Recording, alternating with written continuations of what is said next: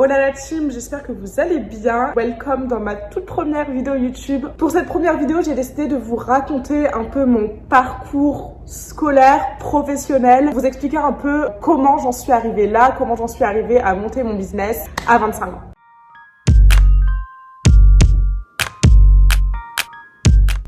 Si jamais tu ne me connais pas, moi c'est Inès, j'ai 26 ans, je vis à Bali et je suis entrepreneuse. J'aide les entrepreneuses à construire un business rentable et dans lequel elles se sentent alignées et épanouies grâce à la puissance du branding et des réseaux sociaux. Je suis pas arrivée là par hasard, ça fait des années que tout se trame un peu et aujourd'hui est expliqué comment j'en suis arrivée là. Alors ce qu'il faut savoir c'est que depuis le lycée, je suis passionnée des réseaux sociaux et du marketing mais sans le savoir. En fait, je regardais énormément de vidéos YouTube, énormément de youtubeuses, d'influenceuses.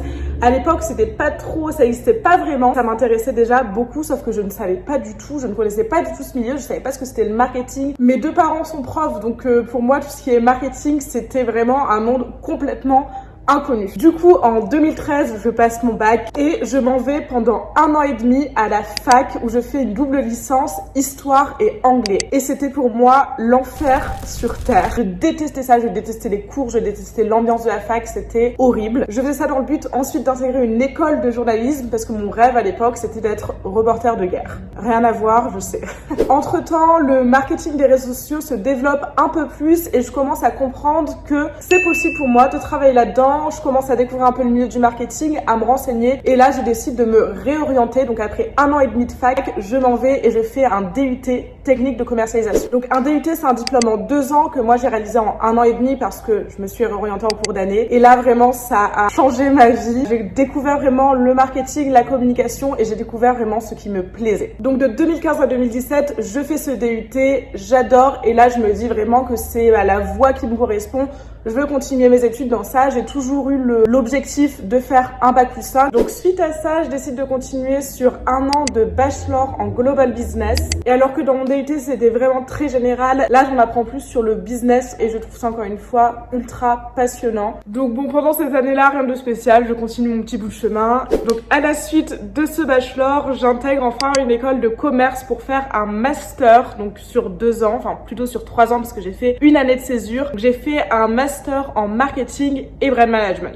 Et on aura beau critiquer les écoles de commerce, personnellement j'ai adoré. Après je vous avoue que j'ai adoré les expériences que j'ai pu tirer de cette école. J'ai fait un programme en 3 ans, donc première année de master, année de césure et 2e année de master. Personnellement j'ai adoré mes études, surtout mon master parce que j'ai pu déjà partir à l'étranger. Donc j'ai fait tout un semestre au Canada, à Toronto dans le cadre de mes études et c'était juste incroyable. J'ai aussi pu enfin avoir des expériences en entreprise pendant mon master. Donc j'ai eu 3 expériences en entreprise. La première, c'était 6 mois chez Makeup Forever et j'étais assistante merchandising Europe. Ensuite, j'ai été chez Sephora, donc la marque Sephora, pas Sephora le retailer. Chez Sephora, j'étais en marketing développement, donc en fait, je créais, j'imaginais des produits qui allaient plus tard sortir à Sephora et ça, laissez-moi dire que c'était incroyable. Même si j'ai pas eu la meilleure expérience en entreprise, niveau professionnel, c'était une opportunité de dingue. Et enfin, ma dernière expérience en entreprise, c'était chez Herborian, donc toujours une marque de cosmétiques. Je pense que vous avez compris que les cosmétiques et moi, ça ne fait qu'un.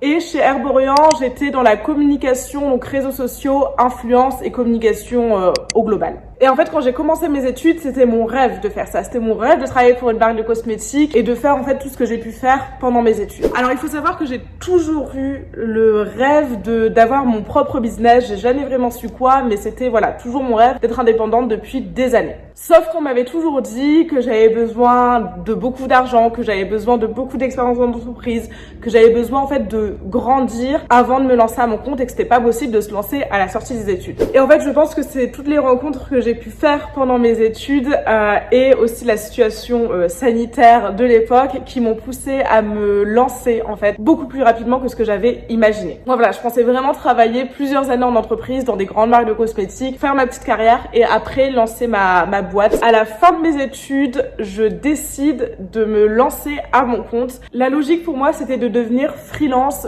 en marketing, réseaux sociaux, community management, voilà, ce domaine-là. En février 2021, je décide de de me lancer à mon compte, d'ouvrir ma micro-entreprise et de devenir freelance community manager. J'ai tenté l'aventure pendant plusieurs mois, ça n'a pas donné grand chose, j'avais quelques petits contrats à droite, à gauche, mais je gagnais clairement pas de quoi vivre. Et surtout, ça ne me passionnait pas et en fait, je me disais, j'ai pas quitté ce monde de l'entreprise où j'aurais pu avoir un poste juste hyper stimulant pour faire des missions qui ne me passionnent pas. Si c'est comme ça, je retourne en entreprise. Et donc là, gros déclic, je me dis, non, en fait, Inès, tu ne veux pas être freelance, tu veux avoir ton business. Et donc là, on est en juin 2021, je décide de me faire accompagner. Je décide de trouver quelqu'un qui a lancé son business, qui a réussi, parce que plus comme ça, j'ai pas envie de perdre du temps, j'ai pas envie de passer 5 ans à monter un business. J'avais juste pas envie d'attendre, en fait. J'avais envie que ça aille vite, j'avais envie de gagner ma vie et enfin de me lancer dans l'aventure et de réussir. En juillet 2021, ça y est, je suis enfin accompagnée et en fait, je passe du statut de vraiment freelance à celui d'entrepreneuse. C'est surtout un changement dans l'état d'esprit, je pense. Et en fait, je me suis quand même, à partir de là, cherché un peu parce que c'est pas évident de se lancer, c'est pas évident de se sentir légitime. Et pourtant, j'ai beaucoup travaillé sur moi, beaucoup travaillé sur les offres que je voulais offrir et j'ai enfin réussi à créer un business rentable et surtout, le plus important pour moi, c'était un business dans lequel je me sens hyper épanouie, hyper alignée avec ce que je fais. Ce que je veux vraiment souligner, c'est que beaucoup de gens se lancent dans l'entrepreneuriat parce qu'ils disent que le monde de l'entreprise, c'est pas fait pour eux, parce que c'est horrible, etc. Moi, j'aimais beaucoup ça. Je vais pas mentir, j'ai eu quelques mauvaises expériences, mais globalement, ma dernière expérience en entreprise, par exemple, c'était juste incroyable, ça s'est trop bien passé, j'avais une équipe au top, des projets au top, voilà, c'était vraiment bien, mais je savais au plus profond de moi que ça n'allait pas me suffire pour être 100% épanouie. Donc c'est pour ça que j'ai voulu me lancer. Moi, j'avais vraiment besoin de liberté, entre guillemets. J'avais envie de voyager, j'avais envie de toucher à plein de choses différentes et en entreprise, c'est pas forcément possible. C'est pour ça que j'ai décidé de me lancer à mon compte. C'est pas parce que je détestais le monde de l'entreprise, parce que je ne voulais pas vivre à Paris, etc. Aussi, ça me fait extrêmement peur de me dire, Inès, tu vas prendre un CDI, ensuite tu vas prendre un appartement, tu vas t'installer, blablabla. C'était trop long terme pour moi, ça me faisait flipper et depuis des années, je dis à tout le monde que le fait d'avoir un CDI et le fait de m'installer, ça m'angoisse au plus haut point et tout le monde se moque de moi, tout le monde me dit non mais tu verras, quand tu auras fini tes études, tu vas voir, ça va venir tout seul. Et en fait, à la fin de mes études, moi je me suis rendu compte que non, en fait, ça m'intéressait toujours pas, ça me faisait pas rêver, en fait, tout simplement. Et là, je me suis dit, ok Inès, c'est peut-être parce que tu dois faire autre chose. C'était un peu compliqué pour moi à accepter, entre guillemets, le fait de vouloir me lancer parce que j'ai fait en tout 7 ans d'études pour arriver à travailler en entreprise, pour arriver à avoir le poste de mes rêves, etc. Et en fait, au bout de ces 7 ans, je me suis dit, en fait, c'est peut-être pas ça ton rêve. Je pense qu'on m'a un peu jugée dans mon entourage et c'est ok, je peux comprendre parce que c'était pas forcément une suite logique pour moi de faire ce que j'ai fait. Ma famille et mes amis ne me comprenaient pas forcément. Je tiens à préciser qu'ils m'ont malgré tout soutenue, donc merci beaucoup. Mais je voyais bien dans le regard des gens que les gens ne comprenaient pas en fait ce que je faisais. Mais voilà, moi je sentais qu'il y avait quelque chose à faire. Je sentais que je voulais faire autre chose et donc j'ai décidé de me lancer et évidemment, je ne regrette pas. Donc voilà, maintenant vous savez tout sur mon parcours scolaire et professionnel et comment j'en suis arrivée à devenir entrepreneuse à 26 ans.